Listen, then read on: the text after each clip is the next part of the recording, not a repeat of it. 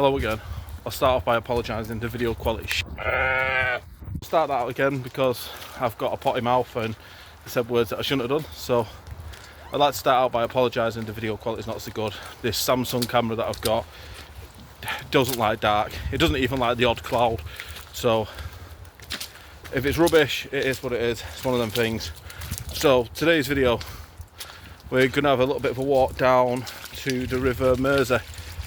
We don't live that far away from it, and every year the Mersey floods up, and Storm Bert and with all the recent snow, there's been quite a lot of rivers that burst the banks. I know the River Irwell, which is where I used to live, that's burst its banks, and that's sort of brought this on. But obviously, just to share your thoughts to the people that live in these areas that are affected. I know I don't really want to glamorise it, but I'm lucky enough that we live far enough away that we don't really get affected that much by the flooding, although it does sometimes. But I know a lot of the people that live around here, when it floods bad, there's a lot of people that have horses in the fields and they have to move them all out. So we're going to go and have a look, see what it's like.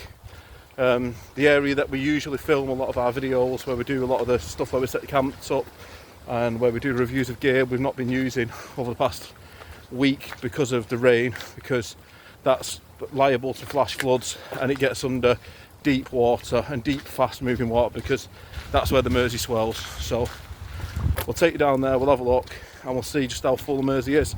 I know last time I looked it was a good probably 25 to 30 foot off the top of the banks, so let's see where it's up to today. So I'll just bring you back briefly. The horses do appear to be still in the field, so that's a good sign. It looks like the river's not burst, although as you can see there is quite a lot of water that is near the field. So there is some signs of minor flooding that we can see, so I don't know if it's already flooded and it's going away or if it's just a sign of things to come. We'll just show you this field. This first bit of water is always there, that is actually a stream, but the bit in the back, that is usually a field. It's usually got horses in it. More signs of flooding now down near Barrowfield Dog Park. Once again down there, that's generally not flooded, it's generally just dry land. So this is a good sign, because this time last year everything that I'm studying now was all underwater. So the fact that we've got dry land is a good sign that hopefully we're not going to get the flooding. So we're coming up on the river, and I don't know if you can see, but that's the water just there. Usually that's a bit of area that we can walk in. At that point the river would generally, the banks of it as a general rule are probably about 20 foot lower than that, so it is swollen quite a lot. So I should imagine any more rain over the night and we're going to get some floods. So we're just about to come up on an area where it's quite well known to anybody who knows the channel. It's where we usually film all our reviews of tents and gear, all my unpackings. Like I said a minute ago, we've been avoiding this because of the flooding. You'll have seen me do the cinematic walkthroughs past this little bend time and time again, and generally you can't see the water, but as you can see just behind me it's all flooded up. So like I just said, you can see just how high up the river is. If you look at how close that is off the banks, as a general rule, like I said last time I came, which is about a week ago, it's probably about 30 foot off the top of that bank, so it's quite close.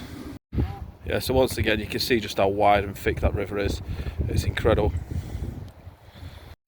So yeah, it's just a short one this. It was just an update to let you know what the river's doing and how the Mersey is.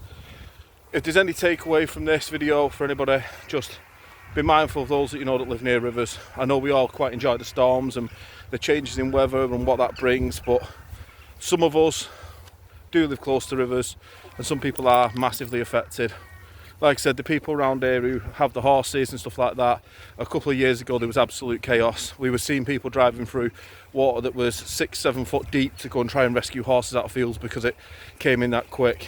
I know from people I know that still live near the River Irwell, it's been absolute chaos where they live. There's bridges that have got water going over the top of it. There's masses and masses of streets and houses flooded. And just spare a thought for these people. I don't know what other rivers within the country are doing, but I should imagine everybody's having the same problems. So if you're one of them people affected, I hope you're safe, I hope you're doing well, and just be mindful of people. That being said, catch you later.